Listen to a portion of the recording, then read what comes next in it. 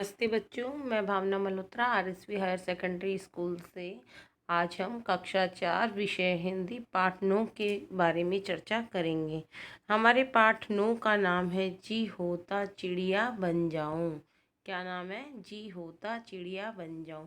देखो बच्चों, इस पाठ के नाम से ही हमें स्पष्ट होता है कि चिड़िया जैसे आज़ाद रहती है, वो एक पेड़ से दूसरी पेड़ पर चली जाती है और वह पूरे विश्व का, पूरे देश का मन से, अपने मन से विचरण कर आती है। आज़ाद से वह कहीं भी किसी भी जगह चली जाती है और घूम कर आ जाती है। तो ठीक इसी प्रकार इस पाठ में एक जो कवि की इच्छा है वो चिड़िया के रूप में पूरे देश की सैर करने का है, आज़ाद रहने का है। क्योंकि स्वतंत्रता किसको अच्छी नहीं लगती? स्वतंत्रता सबको अच्छी लगती है। क्या? क्योंकि यह एक कविता है। इस कविता को लिखने वाले कवि सोहन लाल त्रिवेदी हैं। सोहन लाल द्विवेदी हैं। इस कविता के रचयिता सोहन लाल द्विवेदी हैं। उन्होंने यह कविता लिखी है। किसने यह कविता लिखी है? सोहन लाल द्विवेदी ने। इस कविता में कवि एक छोटी सी बच्ची के रूप में चिड़िया बनने की कामना कर रहे हैं। कवि क्या बनना चाह रहे हैं? चिड़िया बनने की। क्यों? क्योंकि आज़ादी सबको अच्छी लगती है। वह आज़ाद रहकर स्वच्छंद आसमान में देश की सैर करना चाहते हैं।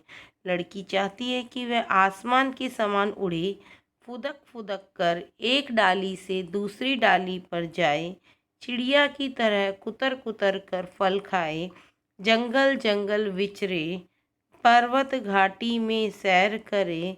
लड़की की चिड़िया की तरह स्वतंत्र जीवन अपनाने की अभिलाषा है। लड़की भी कवि के उस कविता में उस लड़की के माध्यम से स्वतंत्र जीवन, आज़ाद जीवन जीने की अभिलाषा यानी कामना या इच्छा कर रहे हैं। अब हम इस कविता को पढ़ करके देखते हैं।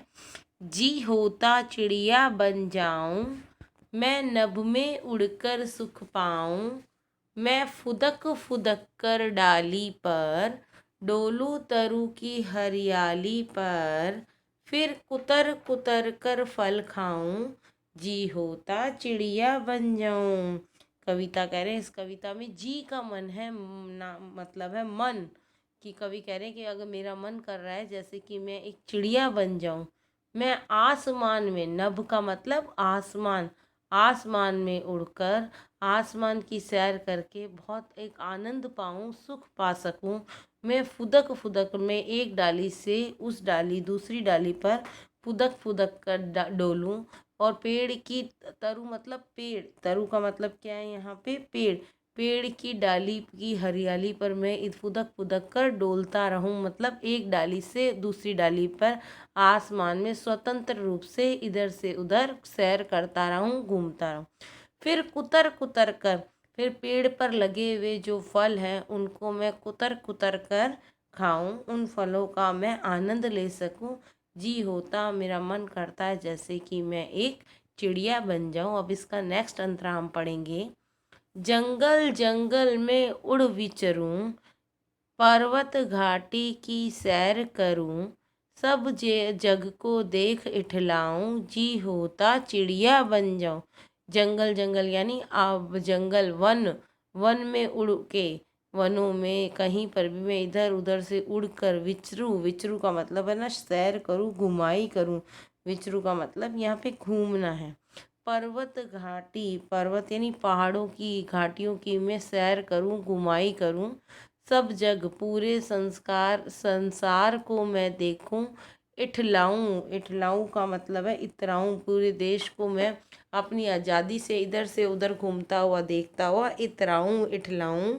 जी होता मैं चिड़िया बन जाऊं, जी होता मैं चिड़िया बन जाऊं, मेरा मन कर रहा है काश मैं भी एक चिड़िया की तरह होता। वो कल्पना कर रहा है कि चिड़िया बन करके मैं पूरे देश को देख सकता, पेड़ की डाली पर इधर से उधर फुदक सकता, पर्वत घाटी की सैर कर लेता, जे जंगल में पेड़ों की डालियों बैठकर मस्ती से मैं फल खा सकता। नेक्स्ट पैराग्राफ पढ़ते हैं।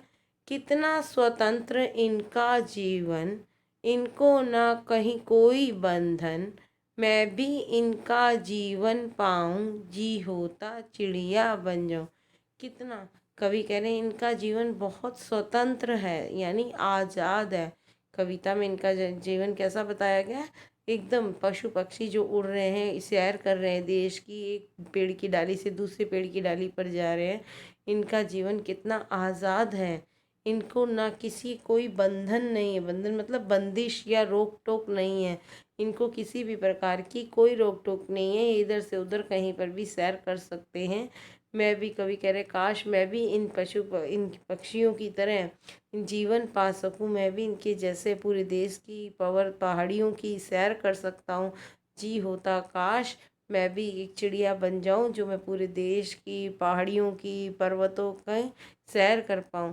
संदेश, स्वतंत्र चिड़िया का जीवन निराला है। तो आज़ादी किसको अच्छी नहीं लगती? आज़ाद लोगों का जीवन बहुत ही निराला, विचित्र और सुखदाई होता है। तो स्वतंत्र चिड़िया का जीवन कैसा है? एकदम निराला है। अब इस पाठ में आए हम शब्दार्थों के बारे में बात करेंगे।